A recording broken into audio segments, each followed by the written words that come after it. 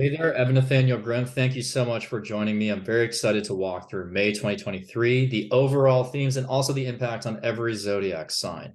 So I love doing these monthly forecasts because I can actually dive into the really deep transits and actually, again, kind of delineate the impact. So as I do with every month, I'm going to share my screen so you have a visual to see what I'm tracking, and we can all kind of follow along. So I'm going to start this video by, again, overviewing the key themes of the month of May, and then we'll walk through each sign. So first of all, May ironically kind of starts with an ending. So we actually begin in the first week of May with a lunar eclipse in Scorpio. So what is a lunar eclipse all about? It's really a time of release. We are purging in Scorpio, some of our deepest, darkest emotions, casting out negative energy, casting out jealousy, casting out feelings of even fear. We're kind of confronting these things for a final time in this lunar nodal cycle. So this eclipse is very significant for fixed signs, but really for everybody, but especially for fixed signs, because you notice the lunar nodes are at 4 degrees of Taurus and 4 degrees of Scorpio, which means by the time we experience another eclipse cycle in the fall, we're pretty much we're past the sort of that phase, because then the nodes will shift into Aries and Libra. So for the past year and a half, the spotlight has been on fixed signs, especially Scorpio and Taurus, in terms of walking away from and kind of purging things that they no longer need and walking towards their next evolutionary stage.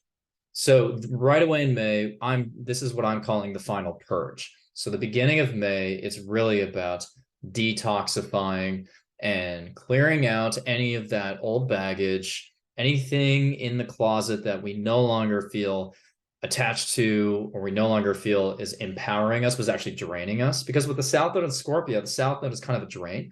And so this full moon is actually quite cathartic and can be very uplifting in the sense that we're leaving something behind.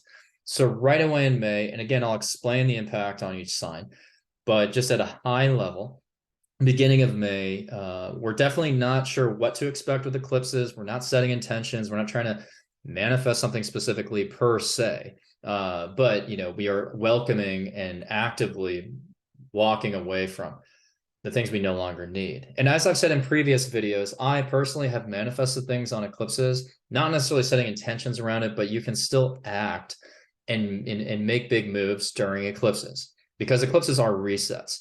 But ultimately, this lunar eclipse is a reset and a reboot in the sense that we're shedding that old skin.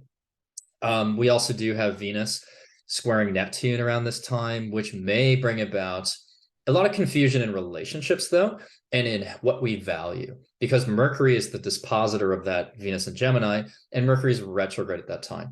So that's actually another reason not to necessarily make very complicated decisions or decisions that require a lot of finesse, because Mercury is retrograde here. So we're like very prone at that point to make some miscalculations. So I think this is more of a purge of things that we've known about for a long time.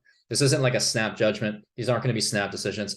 So I would really recommend building up to this lunar eclipse as thinking about, okay, what has been bothering me? For many months, in fact, maybe even the last 18 months, while these lunar nodes have been in Taurus and Scorpio. So, you'll understand what is that monolithic thing that is toxic for me, or is negative, or is exhausting, or is draining me. So now you want to kind of finally walk away from that. So that's the lunar eclipse, but I want to jump to the next lunar kind of cycle here. So this one is a little bit more empowering, and I'm calling this one a power shift. So we talk about early May is that final purge. Towards May 19th and that new moon in Taurus, this is a power shift. Why is that? Well, it's because Jupiter is now in Taurus. And this is the big transition that we've been talking about as astrologers throughout the year and even into late last year. So why have I been saying that 2023 would be spectacular for Tauruses? Well, it's because of this right here. And it's going to be fantastic for other signs too. So stick around, obviously, if you're not a Taurus. But for Tauruses and prominent Taurus placements, this is that door opening to new vistas and new opportunities, because Jupiter is in Taurus. And for everybody, the focus now is on creating abundance, Abundance of what? Well, abundance of whatever we value, right? And going back to that lunar eclipse, that's opposite Uranus. So there were sudden purges, not just, and I know I said purge, something that you've already known about, but I do think for some people, it even may be a little bit of a surprise what you decide to walk away from, because Uranus is freedom in some respects. So now Jupiter is joining Uranus, and they're going to be co-present in Taurus for the next year. And all of a sudden, when Jupiter and Uranus are in the same sign, it just kind of amplifies and magnifies this feeling of, I want to go my own direction. I want to be free. I want to be autonomous. And so for a lot of people, there will be this feeling of wanting to break away from something that is out of alignment with your values, which is what Taurus represents. So I'm not just generically saying everybody's going to want to be free. You're probably asking me, free from what? Well, you have to prioritize and think about, what are your top values, top 3, top 5, what are those top values, and do an assessment, an audit of how those values are aligned with the associations you make, with the relationships you have, and the career that you have. Because Jupiter in Taurus is pointing the way towards more of that. So if I value Mother Nature much more than I value financial success all of a sudden, maybe this would be your time to move to the countryside. Or if you value money a lot more, then maybe you move to a big city. Or if you value music, maybe you go back into the music industry. So Jupiter in Taurus is not generically, stereotypically, whatever we would think about with Taurus. It is you deciding what you value, and now Jupiter is here to help you attract more of that. So on this new moon, May 19th, I see this as very powerful because, Pluto is squaring Jupiter, and it's basically opposing Mars. We have a fixed grand cross. And yes, any grand cross is going to be very stubborn and obstinate and like a crossroads. And in fixed signs, it's even more stubborn. But it doesn't have to be, because Pluto is about transformation. So here it's like, I am deeply, deeply committed to this new mission, or this new perspective, or this new philosophy, because Jupiter square Pluto can have that obsessive conviction that is relentless, that nobody can get in the way of, and I have a Jupiter Pluto square in my chart, Jupiter in Leo, Pluto in Scorpio. So it's like, when I hook into something like astrology, it's like, I'm going to keep kind of, evangelizing that. That's really what Jupiter and Pluto want, is that sort of, you're really conveying a message that you powerfully believe in. So with Pluto square Jupiter, I think that a lot of people here are stepping into that firmer conviction. However, with Pluto opposite Mars, there will be some power struggles along the way, where maybe it feels like there's somebody, standing in your way. But ultimately, I do think this is a welcome chapter where you're bringing more power into your orbit by amplifying again and attracting what you value, and doing so with a clear sense of values and a clear sense of that perspective. So at that point, by the way, Venus is in Cancer, in a much better position than it was before on the full moon.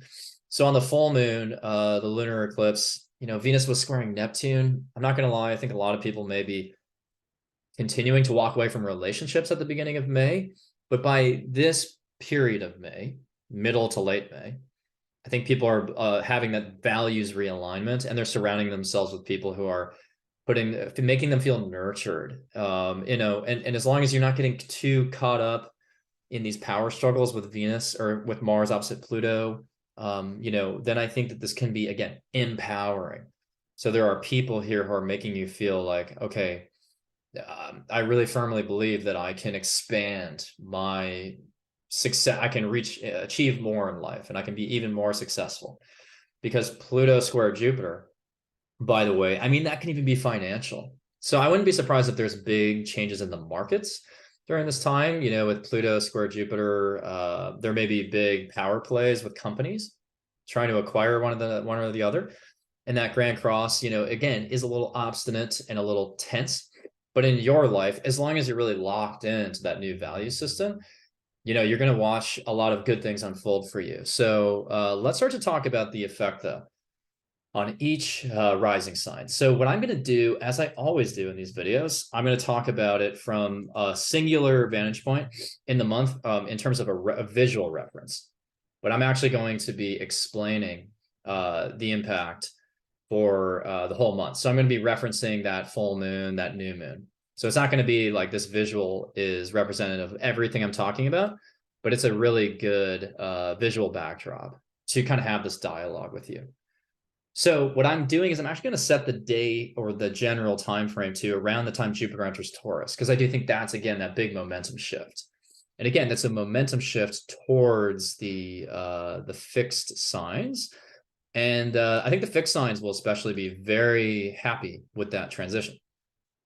But let's start with Aries rising. So Aries rising in the month of May.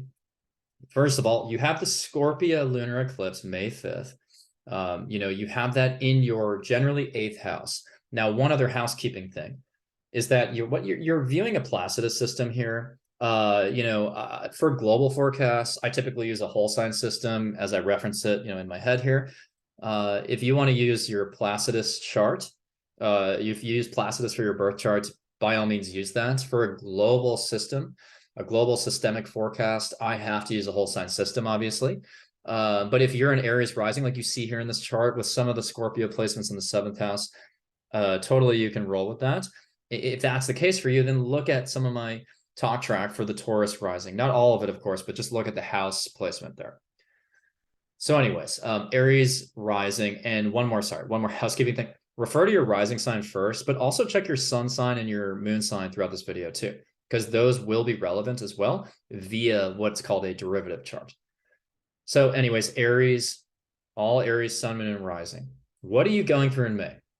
Well, the Scorpio full moon is in your 8th house of assets, investments, shared resources, taboo subjects, things that we kind of keep under the table and we don't discuss. So that eclipse in your 8th house, that's going to be you. With any full moon, by the way, is an illumination of something. It's a heightened emotional state for us. And it's a time when we feel maybe like we are no longer able to ignore certain issues. And we are fully conscious of what we need to release and what we need to purge.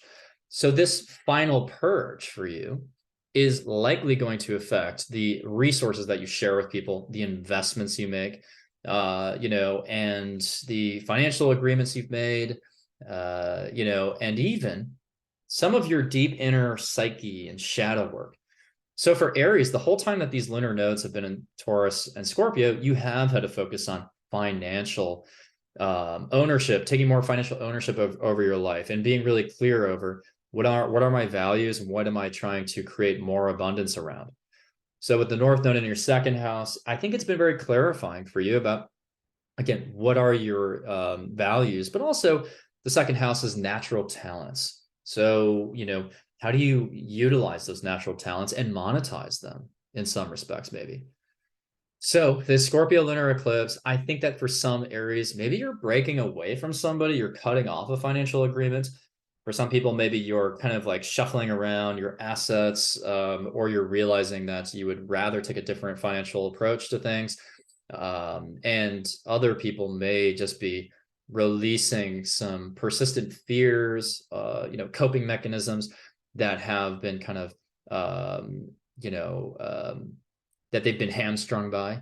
So for Aries, I think there's a powerful financial transition that you're making there. Think about the fact as well that Venus will be squaring Neptune at that time. So Venus will generally be in your 3rd house during that full moon, squaring Neptune in the 12th.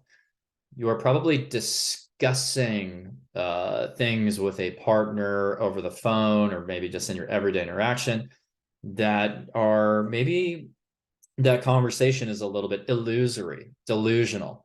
So if you're an Aries rising, like really pay attention to those discussions you're having with like friends, partners around the 1st week of May, because I think you're going to be caught in a slightly deceptive situation. So one thing to think about there is like, you should ask for more information, right? Like ask that person for like clarity on like, what do you really mean by that? Because again, with that lunar eclipse in your 8th house, it's like maybe someone's trying to deceive you about the financial implications of something. So like really trying to get their clarity, get them to say it twice, get them to like really grill them on that. And otherwise, there could just be slightly deceptive moments in relationships.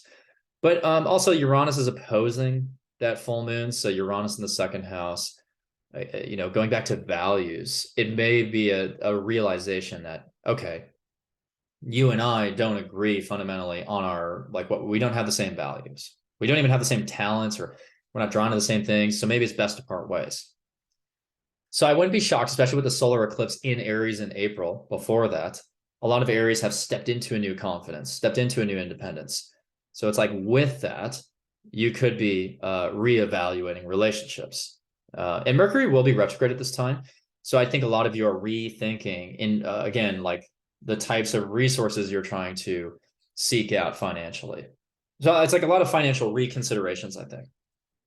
Now, the Taurus new moon, May 19th, which is pretty close to this date here of May 17th, but it's really May 19th, right? The Taurus new moon, May 19th, is caught up in that grand cross, like I talked about, but Jupiter has that through Taurus. And for many Aries, that forms a second house relationship to Aries. So that's all of a sudden illuminating not illuminating, but it's really a new journey in your second house of money and values. So for a lot of for a lot of Aries, that new moon, May 19th, could be the birth of a new financial opportunity, or maybe you're attracting more resources. And, obviously keep in mind, Pluto will be opposing Mars between your 11th house and 5th house generally. So, you may start to, attract maybe more wealth through social media or through group dynamics or participation in an organization. But I like that new moon for Aries, because that could be like, okay, now that I've stepped into my new confidence around the new moon, or the solar eclipse the month earlier, now I'm ready to actually cut some type of financial deal, attract some type of financial opportunity. So maybe some of you are getting promoted, maybe some of you are making more money, or maybe some of you are just getting a better perspective with Jupiter in the second house. And what are my natural talents, and how am I underutilizing them? How can I make better use of my skill sets in my life such that I would make more money? So I think Aries are actually feeling pretty confident, like their self-worth is increasing. And by this point, Mercury's direct. So there's like more of clarity, as opposed to the May 5th eclipse, which was like, oh, I don't know where I stand on this relationship. I'm really confused. So by May 19th, I think you have that clarity. So I wouldn't really, if you're in Aries, like don't fret completely if you're feeling like you're at a crossroads with your relationship in the beginning of the month. I think ideally you're getting that clarity by middle to late May. And at the same time, you're soul searching. Saturn continues to be in Pisces, and Pluto is retrograding by this time, right? So Pluto will start to retrograde back into Capricorn throughout May. And with Pluto retrograde, you're actually rethinking the transformation journey and the changes you've made since March, because Pluto's been in Aquarius since late March. So as Pluto retrogrades, you're going to be reflecting on, how am I, opening that new chapter in my life. But otherwise, I think this is quite positive for either a new monetization strategy, new perspective on skill sets, and how that's attracting financial abundance or just more resources. So let's move on to Taurus. So really quick, sorry, I have to check something quick. So Taurus, let's talk about Taurus here. So Taurus, you're going to have a couple things happening here. So Taurus is having the Scorpio Lunar Eclipse May 5th, right, at 14 degrees of Scorpio. So that's going to occupy, let me shift this chart. So that's going to occupy your 7th house. So for Taurus, Sun, Moon, and Rising, the lunar eclipse in your 7th house is a final purge of things that have been accumulating since January 2022 and accumulating in your relationships. So with the South Node in your 7th house, or in a 7th house relationship to your Sun or Moon, you've probably had a lot of karmic relationships come into your life the last year and a half, people who you may recognize from a past life, or just feel like you have a twin flame connection. With that lunar eclipse, you may be leaving a partnership behind. I think you're the most likely sign to be leaving some type of friendship, business partnership, or romantic partnership behind, or to realize how toxic a relationship is, or even, by the way, where you have ignored or neglected some really key fundamental element of your psyche that's prevented you from transforming. So for some Tauruses, the lunar eclipse on May 5th could be a cutting of the cord and a parting of ways. But for other Tauruses, it actually may be a realization through that partner of like what you have neglected within yourself. So maybe a partner is saying, hey, you need to own up to this thing, like this, maybe this toxic habit, or this fixation or this obsession or this, this feeling that I need more from outside myself to gain security. So Tauruses are fundamentally leaving behind any parts of themselves that create insecurities, especially in relationships. So some of you may have actually more solid ground to stand on in a relationship, but other Tauruses may be fully parting ways with somebody.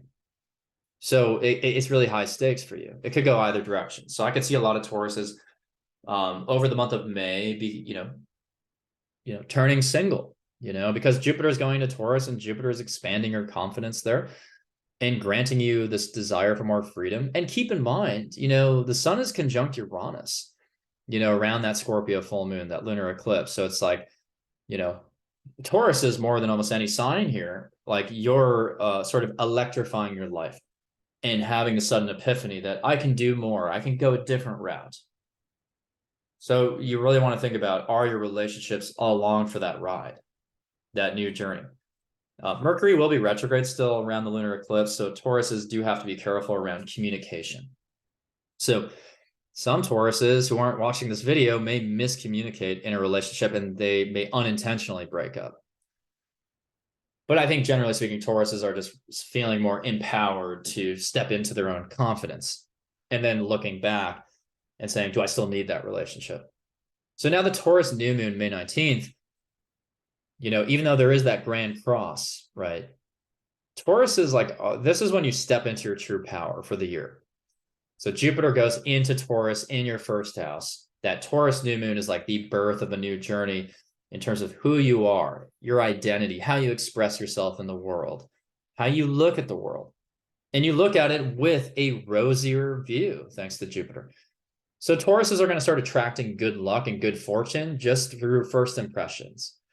And just right when they enter the room, there's a magic there with Jupiter. And there's a desire to open the mind to new perspectives, new possibilities. So all the Tauruses who keep complaining to me, and all these Tauruses who say that I got my prediction wrong, I think you're gonna change your tone quite a bit after this month. And you're going to realize that I was right about Tauruses having a fantastic 2023. But it really starts in earnest here. And so that's the majority of the year. So at the beginning of the year, when I made the prediction about Tauruses, I was keeping this transit in mind. So when I said Tauruses will have the best 2023, I meant on average, right? There's no sign that's going to have a perfect year every day of the week. But starting here, this is when you change your tone and you realize Evan was right. So, Jupiter going in your first house, that's fantastic. Mercury direct communication is quicker, clearer, more concise. And Uranus in the first, suddenly Jupiter is giving you this perspective about what I need to change with Uranus and why I've been feeling restless and why I've been feeling impulsive. So Tauruses, you're going to understand this catalytic process that you're going through and that you've been going through since 2018, by the way, because you've had Uranus in Taurus since 2018, I believe. And what's been missing that whole time? Jupiter. Jupiter has not been in Taurus during any part of that Uranus transit. So now it's co-present with Uranus. And so everything starts to click. Everything starts to make sense. So Taurus is, that new moon is when you step into your true power. Pluto in the 10th house, even though it's retrograde, is showing you, that transformation you're willing to make in your career as well. So I see a lot of Tauruses moving or traveling or starting a new educational journey, traveling overseas, just making a big change and confidently doing that. So let's talk about Gemini next. Gemini, you have the Scorpio. You have the Scorpio lunar eclipse in your 6th house, right? So Geminis, the Scorpio lunar eclipse is very, it's a purging of something in your 6th house, which is all about your health routines, your fitness routines, your work process, your co-working relationships. So for Geminis, I think you're parting ways with a toxic habit that has impeded your good health.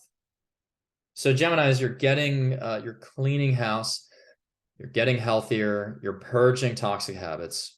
And maybe for some of you, you're leaving behind a certain work project, or you're completely leaving behind, again, a certain day-to-day routine that's been sucking away your energy. And you're finally parting ways with that.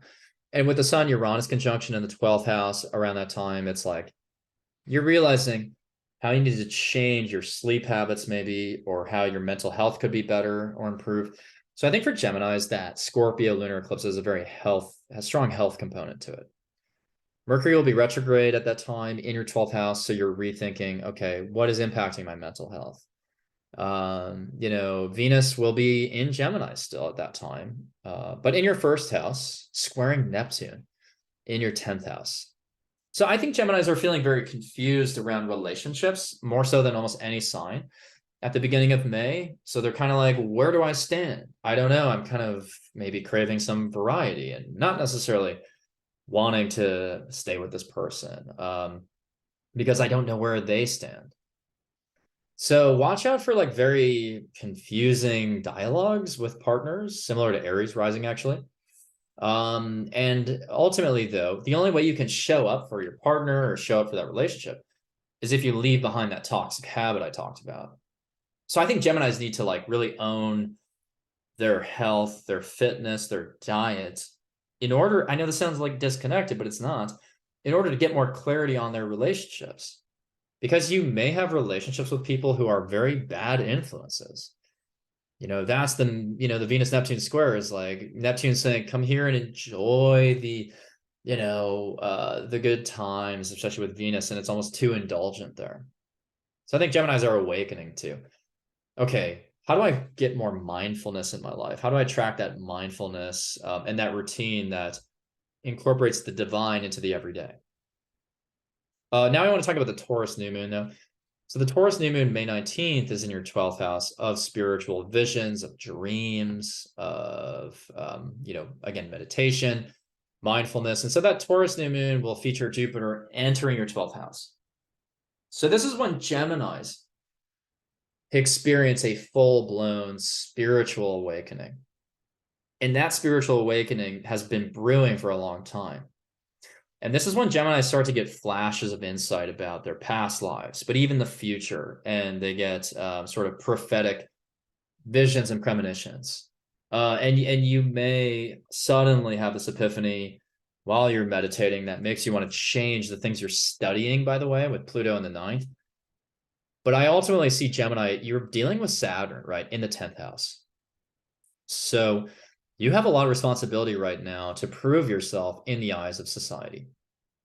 And now that Jupiter is going into your 12th house, that's a little bit ungrounding because it's like, well, I'd rather withdraw or escape or transcend or elevate consciousness. And so Saturn's saying, well, you got to show up to work. You got to do these things. You have to be a task master. So now it's like, how do I reconcile these spiritual visions with my very pragmatic or practical career, or my career that's just putting a lot of pressure and weight on my shoulders? So Geminis, you're going to start soul searching like never before here. And you're going to rethink what you want to achieve in your career because of this Taurus new moon.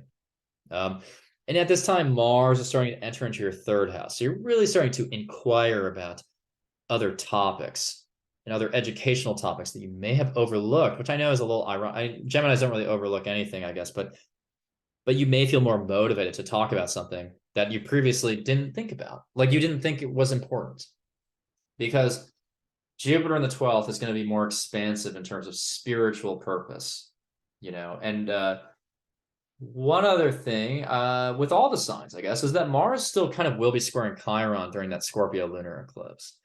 So whatever you're purging may be met with some resistance, and it may require you to establish boundaries. Because someone may say, oh, indulge in that thing. And you're going to say, you're going to have to stand in your own truth. Say that I don't think that habit makes sense for me anymore. And honestly, some Geminis with Jupiter entering your 12th house may feel even more escapist. But if you're watching this video, I would vote you choose transcendence rather than escapism, right? So let's go into Cancer. Cancer, you have the Scorpio full moon in your 5th house of creativity, expression, romantic dates. You have your 5th house of joy, doing the things you love, recreational sports. I mean, the 5th house is very joyful. And so Scorpio in the 5th, you may be leaving behind a certain creative project. You may be purging, a creative process and transitioning to something else. You may want to, step onto the stage in a new way as well. Because, I mean, the lunar eclipse, it is an ending of sorts. And by the way, with whatever you're purging, these eclipses won't return into fixed signs for 9 more years. Right. So whatever you're leaving behind, like you're really leaving that behind for a long time. But I think with the lunar eclipse, ultimately lunar eclipses are illuminations. So maybe you're not walking away from a creative process, but you're realizing just how far you've abandoned some kind of creative process. And maybe you want to pick that back up. But for some of you, I think that you are experiencing this as more of a romantic energy, so maybe you're on a date that just brings out these old triggers and fears and complexes. And you're like, wow, I need to like reevaluate, maybe I don't want this anymore. So maybe you go on a date with somebody who you're not aligned with at all. And you're like, I'm kind of sick of this. And I want to, and it's like, why do I keep attracting this person into my life? I want to leave that behind. Or maybe you've hit a wall, again, going back to creativity though, maybe you've hit a wall with a certain creative process. And you want to leave that behind. But the sun is conjunct Uranus in your 11th house. So I think that some Cancers could make big strides on social media. And maybe that's how they change their creative processes through social media. Or they, they enter into a new social club or group. And that changes what they want to create and how they want to express.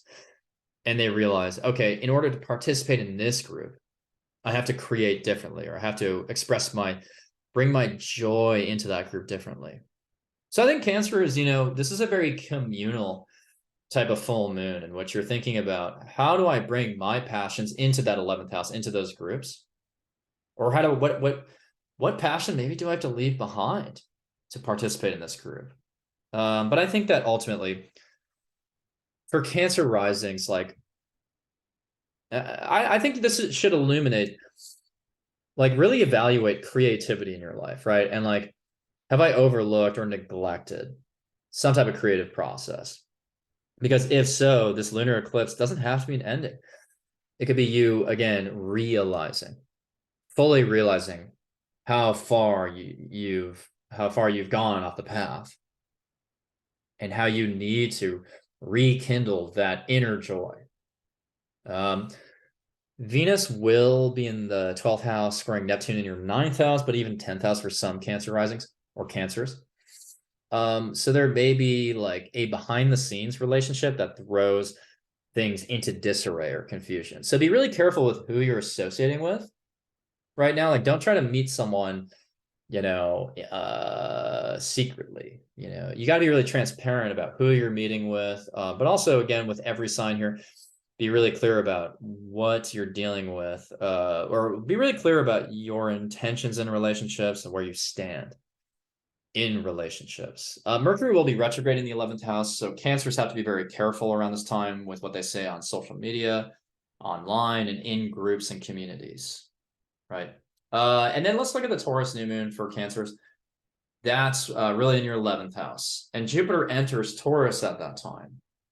And what is Jupiter and Taurus really doing for you in the 11th house? It's expanding your participation in groups and communities. It's giving you more opportunities in communities. So for many Cancers, this is a time to go, to reach more people on social media, to find success on social media. to join a bigger group that attracts resources, because Taurus can be money and resources.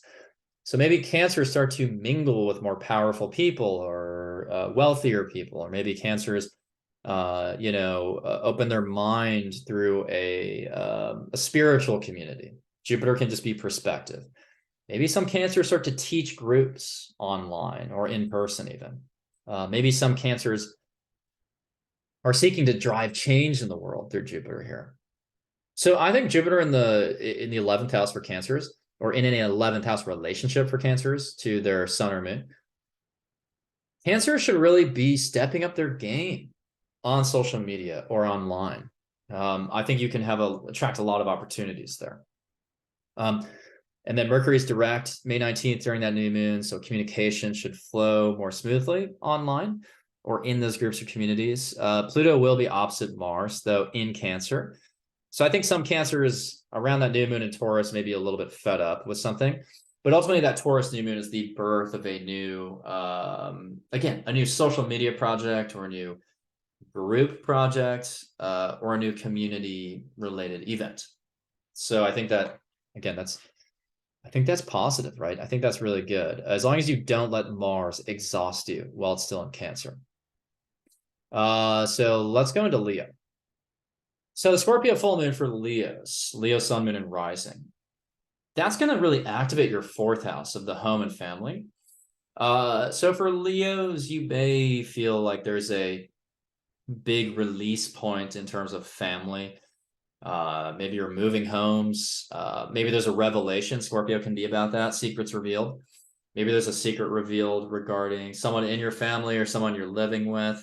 Maybe there's a financial impact here. There's a financial maybe disagreement, or maybe you're approaching your finances differently within your family. There could be like a financial dispute there, but maybe you're managing an inheritance kind of situation, especially with Pluto and I think with Pluto even bending these nodes and is on your chart angles here, like Leos are really experiencing a big transformation in terms of how they maybe relate to their family and their career, and even their relationships. Like these are all being affected at once.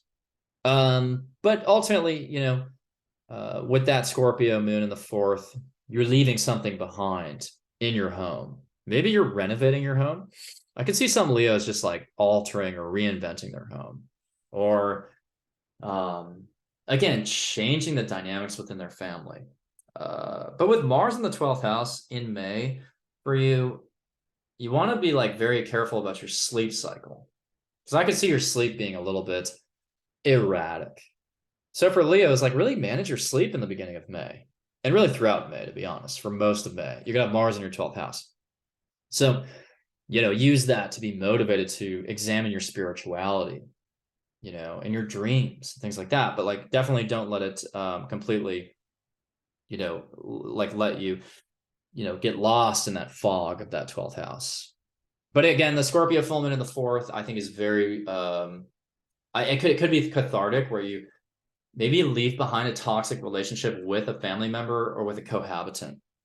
And then Venus square Neptune, Venus in that full moon will be in your 11th house, squaring Neptune in the 8th. That could be a social time, but a deceptive time. So for Leos, you have to be very cautious about your friendships and the communities you belong to, because you could be very, not like your friends might not be very clear with you about things. So just be very cautious about really relying on friends at this time. Friends could be a source of frustration even. But then the Sun Uranus conjunction in your 10th house, that's awakening this desire for, very sudden change in your career. So Leos are craving more agility, more autonomy, and a reinvention of what they're working on in their career. At the same time as they're purging something in their home and family. So, and keep in mind, Pluto's retrograding here in your 7th house. So you're thinking about, how are my significant partners making me feel like empowered on the one hand, but also what are my fears that I still need to confront? Because you have partnerships here that are becoming more intense, maybe a source of fixation or frustration. But Pluto here, ultimately, people are coming into your life that are helping you transform. Now, the Taurus new moon, May 19th, 28 degrees of Taurus, will be in your 10th house of career. And Jupiter, thank God, is coming into your 10th house. So Leo's in the second half of May. You might be starting a new job around May 19th. You might be, again, resetting dynamics with a parent or an authority figure. You may be traveling for work. But ultimately, you're getting more opportunity. I think a lot of Leo risings are going to decide to move around this time for their career. I think a lot of Leo risings may get a promotion. They may get more recognition at work. They may take more responsibility. And some of you may start a small business at this time. Or you have already started a small business since like around March, and suddenly that business is taking off. So if you're a Leo and you're kind of stalling a little bit on your business or your entrepreneurship, I like it starting in late May. Because Jupiter in the 10th is going to expand your career opportunities, whether you're an entrepreneur or not. But I think with Saturn in your 8th, a lot of you are starting to rely on your own resources. So Leos, your career is really hitting new heights in late May. And by the way, eventually Mars will go into your first house, right? In later May here, I think around May 20th. And that's big time entrepreneurship energy. That's big time independence, right? So if you're a Leo, you should start to feel really good about your career prospects in later May. So now let's go into Virgos. The Virgos, you have the Scorpio Lunar Eclipse, which again is a final purge of the last year and a half. It's a purge that will probably leave you feeling lighter in this area of your chart for at least the next 9 years. That's really occupying your third house of learning, communication, writing, reading, communicating. So when you have a Scorpio full moon in your third house, you're saying to somebody, I'm done. I'm done being a part of your life. I'm done with this relationship. You're communicating something pretty heavy to somebody here, and you're cutting the cord with someone, but you're doing it verbally in the third house. You're communicating that. You're saying that, okay, you and I can no longer associate with each other. You are toxic for me. Now, some Virgos may just start to study something different, or abandon a learning journey and replace it with something else. So maybe I want to learn more about astrology. Maybe I want to learn more about, psychic mediumship. But, I think Virgos are purging a mindset that they used to have, and they're stepping and they're clearing the way for a different perspective. And some Virgos may be writing something new, or finishing a writing project, or again, finishing a learning journey, maybe not abandoning it, just finishing it. Some Virgos may take a big exam. Some Virgos may realize that they don't want that certification anymore. And with Taurus all in the 9th house here, I could see some Virgos maybe thinking about where they want to live. The third house could be neighbors, neighborhoods, local kind of stuff. So for some Virgos, you may realize, maybe I don't want to live in this neighborhood anymore. I'd rather move somewhere else. And with Jupiter starting to close in on your 9th house, maybe some Virgos are going to want to move somewhere vastly different. But ultimately, I do see that Scorpio lunar eclipse of you shedding baggage. You're purging something through a discussion. And you're saying that I'm done with this. And Saturn is in your 7th house for most of you. So relationships are feeling very stifling right now. And so for some Virgos, maybe you're on the path to marriage. Maybe you're on the path to engagement right now. But if you're not feeling good about the relationship, you're probably talking about it right here. And you're saying, here's where I feel stuck. Or you continue to bring out these, again, weak spots within me, insecurities, and I don't want to be a part of that. And Mars is in your 11th house still, so I think you're feeling some conflict with friends. And you're maybe even reevaluating some friendships here. So maybe it isn't just romantic relationships. So I think a lot of Virgos are just done. Maybe they're done with their neighborhood. They're done talking to somebody. They're just closing that chapter. But also some Virgos may reset their educational path and where they want to live because of that, to accommodate that learning journey. Now you still have Neptune in the 7th, squaring Venus in the 10th during that eclipse. So maybe maybe you're a little confused about the types of professional relationships you want. Maybe you're confused about how you bring your creativity into your career. I mean, that could be kind of interesting. But let's like kind of jump into that Taurus new moon, May 19th. So that's in your 9th house. And Taurus in the 9th, Jupiter is entering Taurus there in your 9th. Maybe suddenly there's a big desire to I don't know. I think there's a desire here for Virgos to expand their perspective through traveling or through a new educational path or through a new field of study. Maybe some of you will want to get into publishing. Maybe you'll attract a publishing opportunity all of a sudden. Maybe you'll start marketing something, advertising something. Jupiter in the 9th can be pretty good, but I think it's really you're exploring. So a lot of Virgos can be traveling like really far, maybe traveling across the world in later May. So, and I think that's good. I mean, because it's teaching you a lot more about your values, your true values with Taurus. Maybe, again, you're bringing that back with you after the trip to educate people on something new, or again, pursue a new philosophy or something. Pluto's kind of actually in your 6th house at this point. It is retrograding, but it's kind of flirting with your 5th house again. Again, opposite Mars in your 11th. Maybe there's some power struggles with friends, but I think, that would stem from maybe it's happening while you're on this trip or you're leaving and some friend is like, here's what's happening. Okay. I'm kind of channeling live, right, as I do this video. I think a lot of Virgos are trying to go away for a bit and, just explore a new country, a new culture, new topic.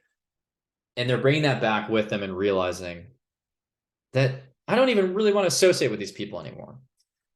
Or I'd rather just kind of shuffle my friendships. And it's going to happen out of maybe an argument with somebody. So you come back and someone's like, why didn't you stay in touch with me? Or why didn't you, like keep me updated? Or, hey, let's go do this activity that we always do. And you're like, I don't want that anymore. Because I think a lot of Virgos are reevaluating, their health and, how their associations impact that. Because Pluto in the 6th is like really getting in the weeds with like my diet, my health, my routine. So let's talk about Libras now. So Libras, you have the Scorpio full moon in your 2nd house of resources and natural talents. So Libras, again, the eclipse is a purge. You're walking away from something most likely. You're resetting something that you may not have to deal with for another 9 years. And the 2nd house of money, you may be transitioning incomes or transitioning your values, thinking about your values differently. You may realize how toxic a certain value is. Like maybe you're placing too much value in partying, or maybe you're placing too much value in something that's actually sucking away your financial power. So I think like Libras are changing their financial strategy a little bit here. And Libras, your financial life has been all over the place with Uranus in your 8th. You have Saturn in your mostly in your 6th house. So Saturn in the 6th house is really about like putting in the work and having to work really hard on things and on your process, on your health, on your diet, on your projects at work. And so a Scorpio in the 2nd, maybe you're realizing, okay, this job is just not worth the money. Maybe you leave that money behind. Or you transition into a new income, but it comes with it all that 6th house Saturn stuff, which is like you're going to work really hard. And you had that eclipse, by the way, that solar eclipse in Aries in your 7th house of partnerships. So I think maybe there's a reset in your relationships right before this. Maybe there's a new relationship coming in. Maybe there was a relationship ending. Maybe you stepped into your independence more. And so that comes with it, maybe a parting of ways with certain value systems, right? Now, Venus will square Neptune at this time, between your 9th house and 6th house. So maybe some Libras, it's like,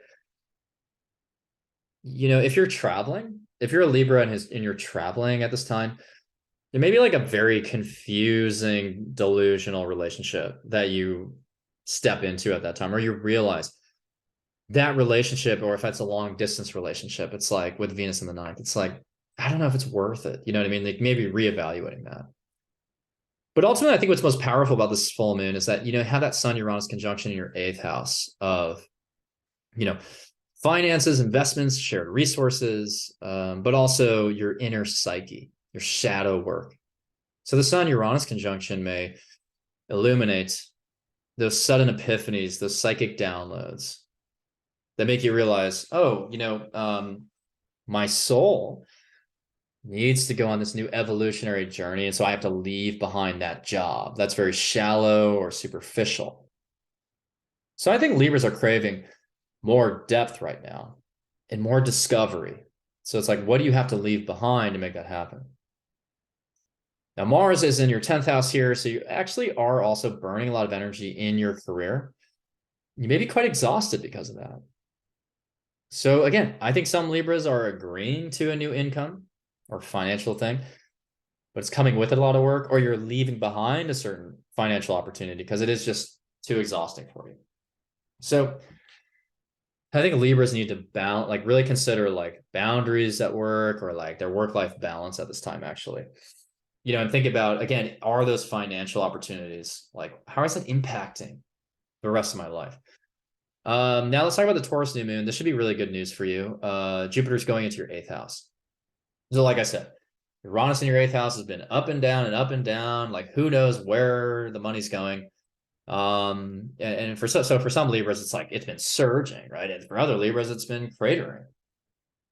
But now with Jupiter in the 8th, that bodes well for your financial life, investments, assets. I mean, honestly, some Libras may be gaining an inheritance during the next year while Jupiter's in the 8th. So, which isn't obviously always a good reason for that, but we don't always necessarily want that inheritance to be happening, but like, it could happen for you. Especially with, maybe Pluto retrograding back into Cap in your 4th house. Yeah, I mean, there could be a family member there passing or something. But it doesn't have to happen, obviously. So for some Libras, it could just be investments are growing or they're surging, or you just have a better perspective on your financial well-being. And Jupiter in the 8th is helping you because Jupiter craves more of whatever house it's in or whatever sign it's in. So yeah, you are craving more financial security. Maybe you can attract that, but other people are craving more depth of understanding and awareness about their soul, right? So for a lot of Libras, you're finally aware of maybe your toxic traits or your fears, your complexes, your coping mechanisms, and how you need to leave those behind to grow further. And again, you're going to have to calibrate that with Saturn in your 6th house, forcing you to do a lot of work. But I think, ultimately you're going to like Jupiter in the 8th house in Taurus because, Taurus and the 8th house are both about resources. So maybe some of you, maybe you met someone during Jupiter and Aries in your 7th house, and now you're benefiting from a marriage. Maybe you're benefiting from, again, not necessarily an inheritance, but wealth through a marriage. So you're maybe marrying someone who's quite wealthy, or you're just expanding your assets just through a marriage generally. But again, Pluto opposite Mars, just be cautious around any arguments in your career or with authorities or with higher ups. Because Mars in the 10th there, especially at the 29th degree, which is where it will be on the Taurus new moon. It's like, yeah, maybe you're birthing a new financial opportunity. Maybe you're birthing a new perspective on your psyche. But it may also coincide with this Mars-Pluto opposition, which is very, it has this energy of a power struggle. It's like maybe you're gaining more money and then you spend a lot of it compulsively, and then your partner complains about it. You know, like maybe you spend money on an expensive jacket. So anyways, let's talk about Scorpio next. Quick water break.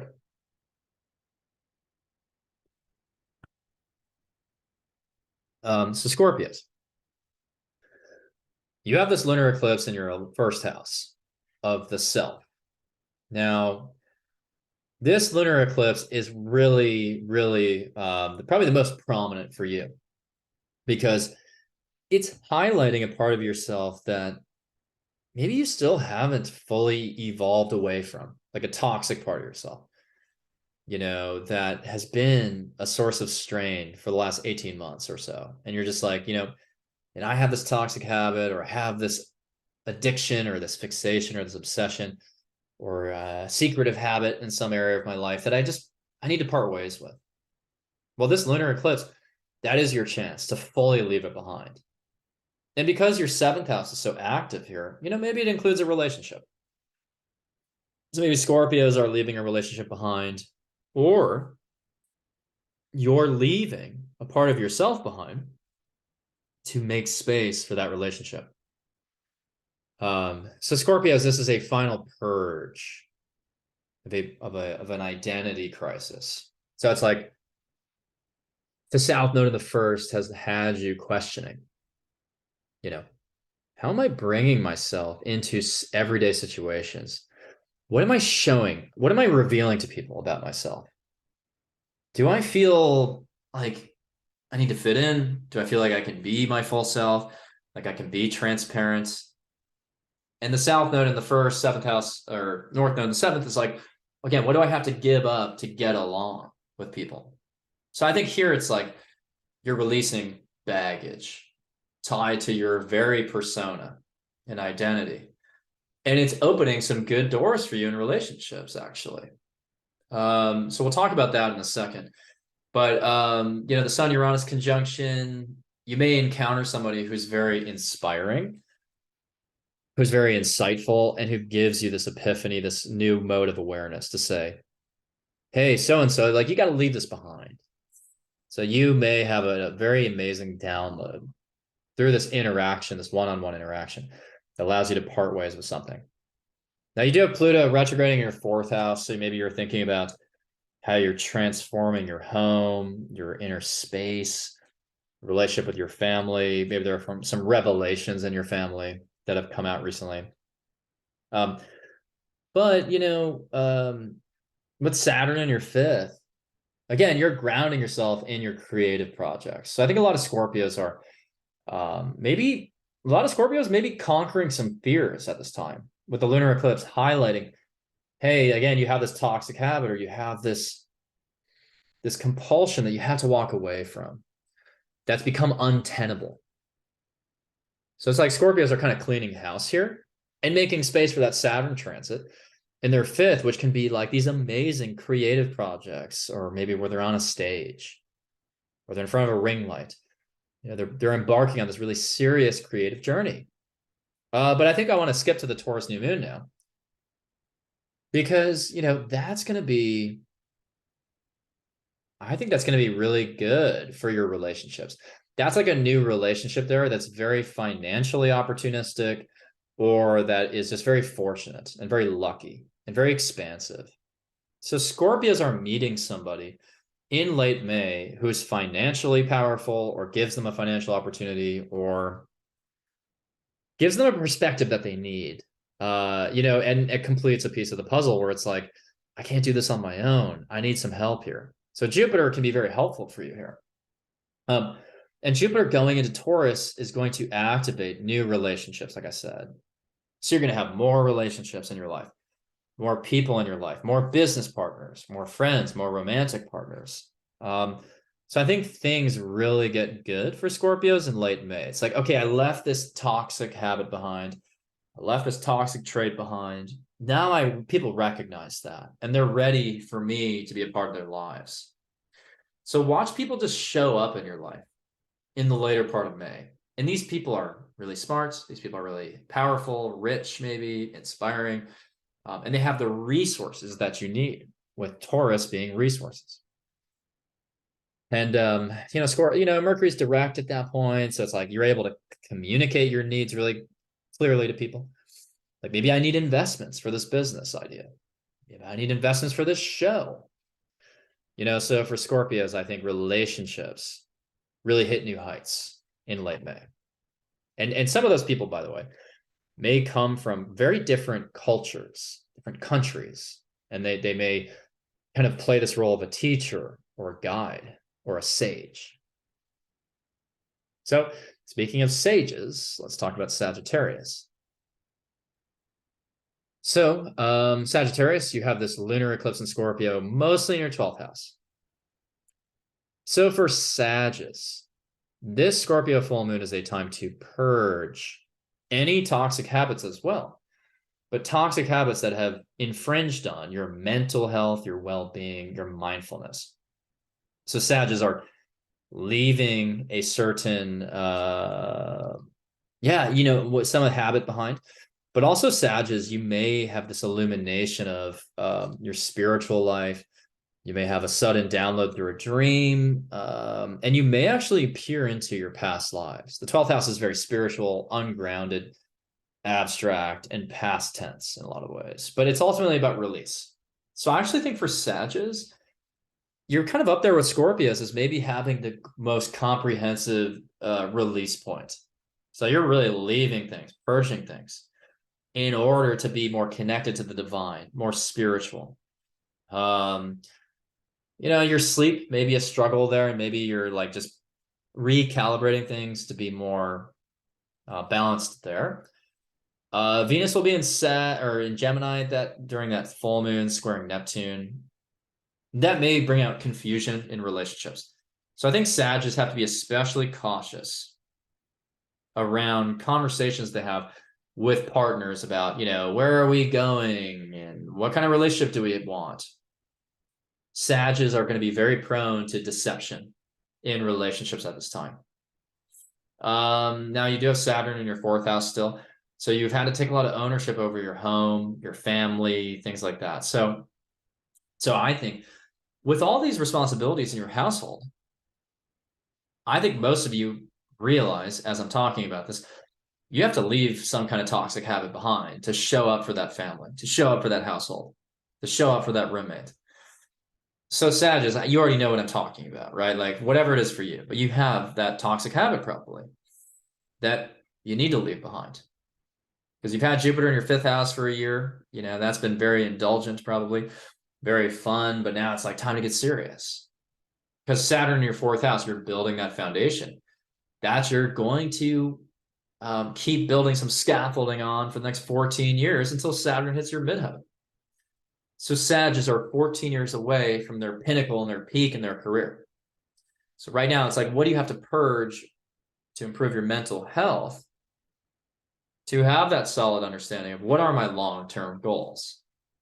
Now, Mars is in your 8th house. So maybe some of you are signing a mortgage, getting a house, investing in real estate. So there's a lot of home changes here for Sagittarius. And you're at a crossroads maybe in your relationship with Venus and Gemini. So it's like, but again, ultimately, what do you have to leave behind to show up for those people? Now, with the Taurus new moon, May 19th, Jupiter enters your 6th house. And so that new moon is a new fitness routine, new health routine, new diet, or a new work process. So with Jupiter entering your 6th house, I'm not going to lie, that's not the most like monumental Jupiter transit, but I think it gives you perspective on your health that you've been desperately wanting. And it's giving you maybe more motivation and perspective to invest in your fitness, your diet in a different way. Any dynamics with coworkers should get better here. You may expand your co-working relationships. You may take on more projects. You may have a better perspective on how you want to incorporate technology into your day-to-day. And you may actually travel a bit more for work, or you may shuffle your work routines around. You may take on more work and more of like a fitness routine at night or in the morning. Like, I think you're just like really I think you're bettering your day-to-day process generally. So again, it's a little bit of a humble transit. Like Jupiter in the sixth is not going to necessarily solve like world problems right away, but like Jupiter in the sixth can be good for selling things. So you could be pretty good at like selling the ideas at work, like selling people on the projects and like, why do we need to do this? So I think you can really motivate people in that sense to buy into your idea. So if you're a Sag and you're really grinding at work, or you're grinding at the gym, those areas of your life, you'll get more perspective on how to approach it. And you may attract with Taurus in the sixth more resources because of your hard work. So expect some Sagittarius here to attract more financial success because you've been in the trenches, you've been working so hard. So I think there's a payoff there, maybe a promotion actually, or maybe there's just a better standing with a manager or coworker. Again, Uranus is in your sixth anyway, so you're craving a new routine there. Mars opposite Pluto, you want to be mindful of jealousy. So, if you succeed and you get that promotion at work, or you take on more responsibility in your projects, just be aware that there may be somebody in your immediate surroundings, like a coworker who just like feels like, oh, I deserved that promotion or something.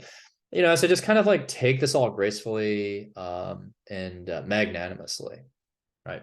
But ultimately, I think a lot of Sagittarius here, improving health, improving fitness, improving well-being, and striking a better balance with that sort of mind, body, soul connection. And look, I think a lot of Sagittarius are a little probably disappointed, right, with some of the energies lately. And look, I understand that. But if you look at the chart, I mean, Saturn's in your fourth house. So yeah, you've got a lot of responsibility at home. Jupiter's going into your sixth house. Yeah, maybe you're growing at work, but it's kind of maybe a little behind the scenes. If you're a Sag and you're looking for like that big moment, like when am I going to shine? I kind of think that, well, maybe it's going to happen later in the year when Mars goes into your 10th house in Virgo. Maybe that's when you're like really becoming more publicly visible, which I think is in like July or August. And then Jupiter, it's going to go into Gemini May 2024 into your 7th house. I mean, I think that's nice, right? Like that's when you're going to experience a lot of relationship opportunities. And look, some Sages with Jupiter in the 5th have probably gone on some pretty nice dates romantically or expanded their creativity. So it's like, okay, take all that creative opportunity you've had and bring that into your day-to-day. So maybe that's what some of you are doing. Maybe you've had creative success the last year with Jupiter in Aries, and now it's like, I'm refining something off that process, or I'm building a process around that creativity right now. Capricorns. Let's talk about Capricorns. So you've got the Scorpio full moon lunar eclipse in your 10th house, but maybe 11th house, right? But most likely your 11th house of groups, communities, of social media. So a lot of Capricorns are changing the way they present themselves on social media. Maybe they're leaving behind a certain group. Maybe they're leaving behind a certain friendship or community. Maybe they're purging something and they're realizing that they don't want this friendship anymore because it's brought out some negativities within them. Maybe some of you are seeking a new community, though. And maybe some of you are leaving behind financial responsibilities over a community, or maybe you're taking more financial ownership over a community. But I think for most Capricorns, it's like you're purging a toxic friendship, or you are completely resetting how you approach your social media strategy, or you're talking about something very deep within you on social media. Maybe you're purging that way. So it could be very cathartic for you in a group context or in a social media context. Now, with all this 5th house energy at the same time, it's like maybe you're really stepping into a new creative process. Like maybe you're mostly known as a social media person, but now you're releasing music. Or maybe you're a music person And now you're getting into a different content stream. But I think for Capricorns, this is very much about how you bring your creativity into those audiences or vice versa. So that Scorpio lunar eclipse is that release point there. But again, some of you may have this as the 10th house. So maybe you're leaving a certain career behind, something like that. You do have Mars in the 7th house. So I do see some continual arguments with partners or significant partners. And Saturn, you know, it's mostly in your 3rd house, for some of you in your 2nd house, but Saturn in the 3rd, you know, that's very much like getting serious about building certain skill sets, you know, and improving your knowledge in something, you know. But I think ultimately, again, it's really what I talked about. It's probably that new creative process or that new community or leaving behind a certain community. Venus will square Neptune here. You know, Venus is in your 6th actually when it squares Neptune. I think, yeah, okay. So some Capricorns may have complicated situations with coworkers there that are frustrating. So I need you to be really clear at work and with coworkers during this time. Otherwise, you may feel like, oh, I just want to leave that career behind because I'm just not getting anywhere with this coworker or this project. So just think about, as a Capricorn, how can I, you know, change my dynamics at work so that work is no longer so frustrating, because you may be leaving behind a great career just because of like a small thing, actually. So really reevaluate that. Now let's talk about the Taurus new moon, though. I like this. It's in your 5th house. Jupiter has entered your 5th house of creativity. Now, some of you may have moved recently with Jupiter in Aries, or may have traveled somewhere with your family. But now that Jupiter is in the 5th, I think this is when your creativity starts to surge and expand. This is when dates start to be more fortunate and serendipitous. This is when you gain more confidence to create in a new way, to release that music, or to step onto the stage, to step into the ring light. And maybe some of you take up recreational sports. Maybe some of you are out in the sun more, enjoying life, you know, and maybe you're attracting investments based off of that creativity, because Taurus is, you know, sometimes about resources and money. So for Tauruses, my advice, or sorry, for Capricorns, my advice is to focus on, where is my creativity lacking right now? Where do I want to invest more into my creativity and like really commit to a creative project over the next year? Maybe a creative side hustle. And just be aware that romance will be a feature for you over the next year. So how do I pursue more romance and accept that into my life? Because, I mean, the other thing is like Capricorns are in a rebuilding phase. You know, you've got Pluto just leaving Capricorn really for the first time in 15 years there, or changing signs for the first time in 15 years. So like you've been through the gauntlet, you know, you've been tested, you've had to transform. But now it's like you're starting with a blank slate. So a lot of Capricorns are looking to enter into a new creative territory, maybe to attract assets. And by the way, with Pluto in your 2nd house, you could do that. You know, you could attract a lot of investments through a marriage or through an inheritance or something like that. Now, Venus will be in Cancer in your 7th house starting in late May, which bodes well for your relationships, because you've had a lot of frustration in relationships lately, because Mars has been in your 7th house. So if you're a Capricorn and you're not getting along with your partner, you know, I think things will balance out at least a little bit starting in late May. So that's good. Aquarius. Let's go into Aquarius. You've got the Scorpio full moon in your 9th or 10th house. So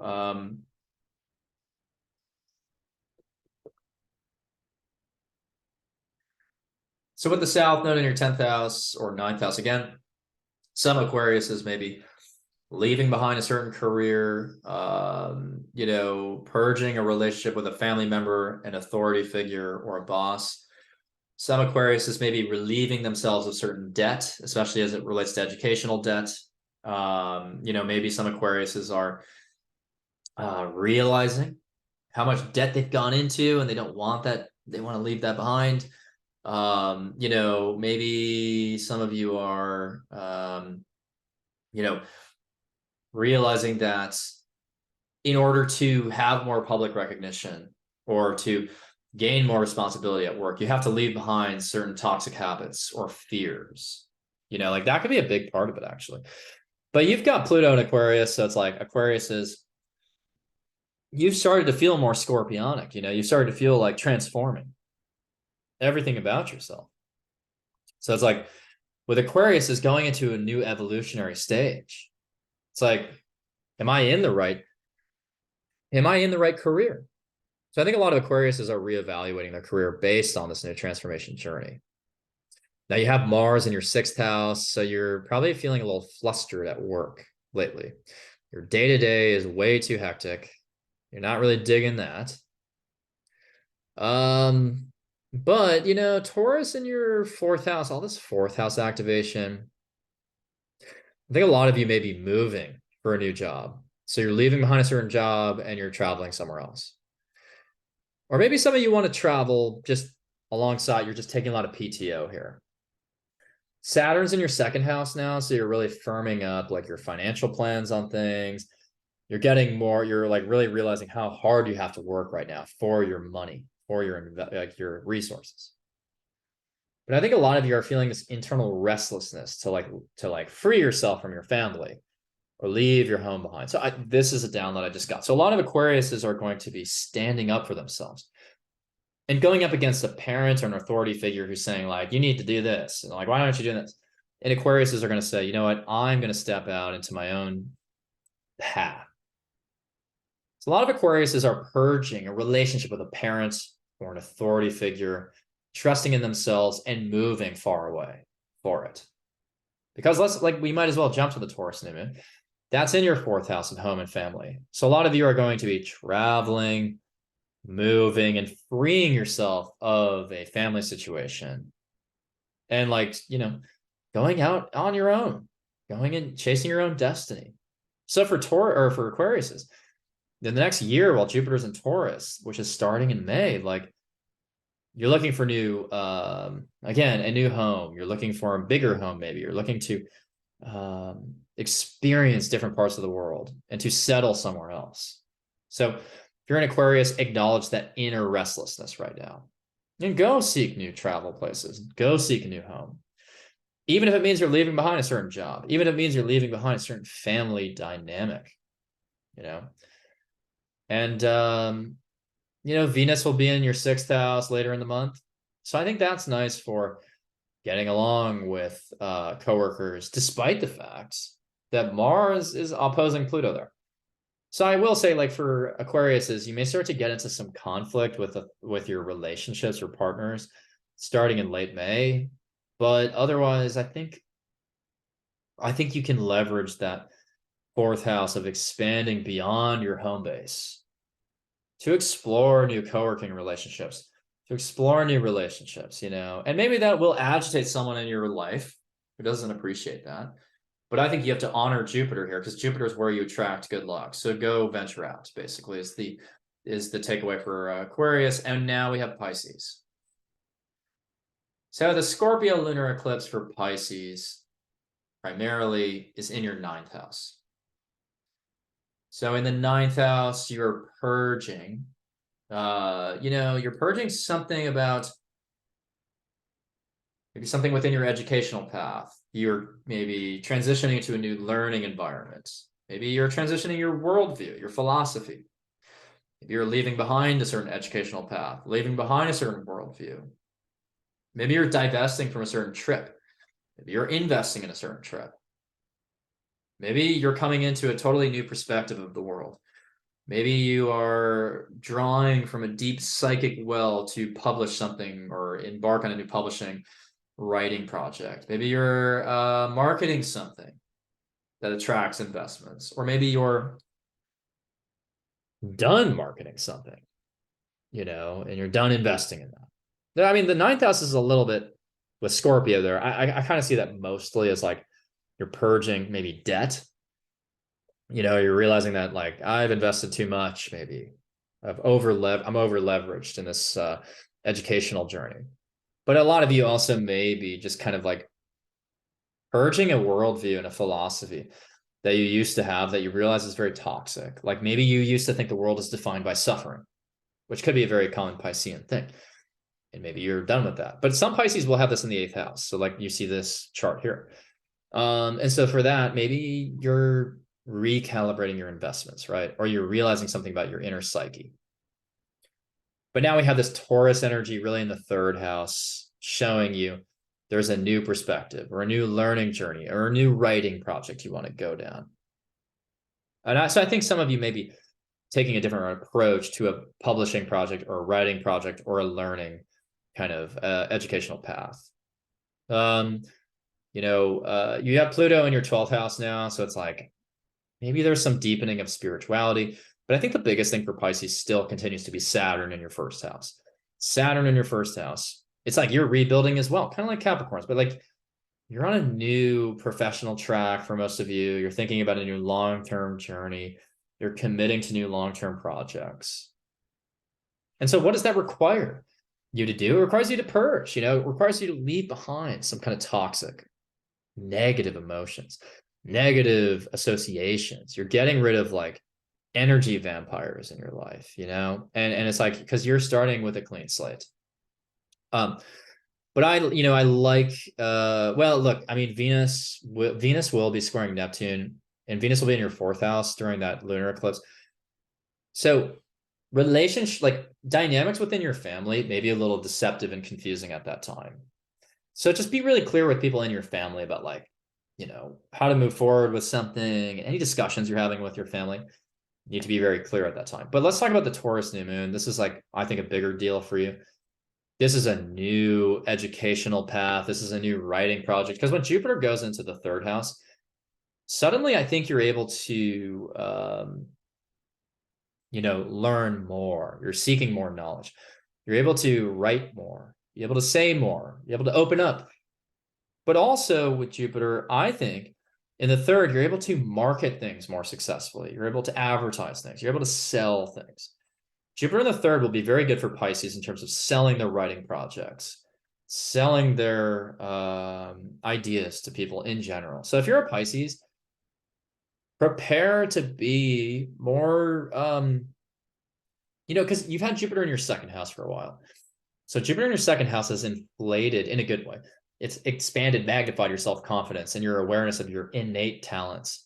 So now you're bringing your natural talents more confidently into the 3rd house with Jupiter. And you're saying, okay, I'm really good at writing, or I'm really good at singing. I'm really good at engineering. And now with Jupiter in the 3rd, you're going to be able to communicate that to people, to sell that to people. So if you're a Pisces, starting in late May, especially on that Taurus new moon, you want to evangelize and sell something new to people, an idea, a product, a vision. Maybe some of you will become teachers at that time with Jupiter in the 3rd. I think Jupiter in the 3rd is interesting. So it's like maybe maybe some of you are just expanding your knowledge in something, you're taking a new class, or you're reading a new book. But other people are writing the new book, publishing the new book, selling the new book, selling the new idea. So I like Pisces for the next year with all things kind of transactional, commercial, marketing, ultimately it's just coming from that bigger perspective. And you have Uranus in the 3rd, which is like really good for like sudden downloads and epiphanies. So that concludes the reading. So I hope you've gotten something out of this. As always, I like to go really deep into the month. And to summarize, May is starting off with a final purge, especially for the fixed signs. That final purge is something you've been grappling with since January 2022. And it's something you won't have to deal with for another 9 years. So you're really wanting to leave behind something cathartically, release any toxic habits or associations. And then in the later part of May, finally a breath of fresh air with Jupiter and Taurus, allowing you to step into that area where you have Taurus with more confidence, more wisdom, more perspective, and to really, attract more resources, right? But with Jupiter conjoining Uranus eventually in April 2024, we're building up to that already. So with Jupiter and Uranus co-present, this is a moment where people are going to feel more ambitious, more independent, more autonomous, more excitable, and more, yeah, people are wanting freedom, and like suddenly to attract more of that value in their life. So I think in the second half of May, it feels like things are starting to launch. Things are starting to grow for you. Things are starting to expand for you. And I think the opportunities will start to flow in more clearly because Jupiter, again, with Uranus, it's like these are sudden opportunities. So I think it's really exciting as a month, and it's very much bisected by the first and second half. And so pay attention to May 16th, especially, because that's when Jupiter enters Taurus. And one final thought, though, on a global scale, there absolutely will be geopolitical conflicts with Mars and Cancer squaring Chiron in Aries, like as I've talked about before. And there absolutely will be changes in the financial markets, and especially as it concerns companies trying to get the upper hand on other companies, mergers, acquisitions, Jupiter square Pluto. There may also be some fanatical thinkers emerging around the middle of May. I'm going to dive into that more deeply, though, in my new enfoldment videos. So if you want a reading from me, you should get one through the link below. Also, if you want to learn astrology with me, you should take my classes, which are available through the link below.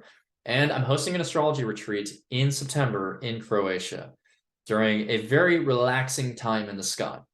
So I've chosen a date that is very good for vacationing and taking a step back. And I'm teaching custom workshops there, and we get to sightsee and learn astrology and build a community. So it's going to be really exciting. I hope to see you there. There's still some spots left, but you only have about a month left to register. So I would recommend doing it now. And again, thank you for attending this forecast, and I hope you have a great month of May.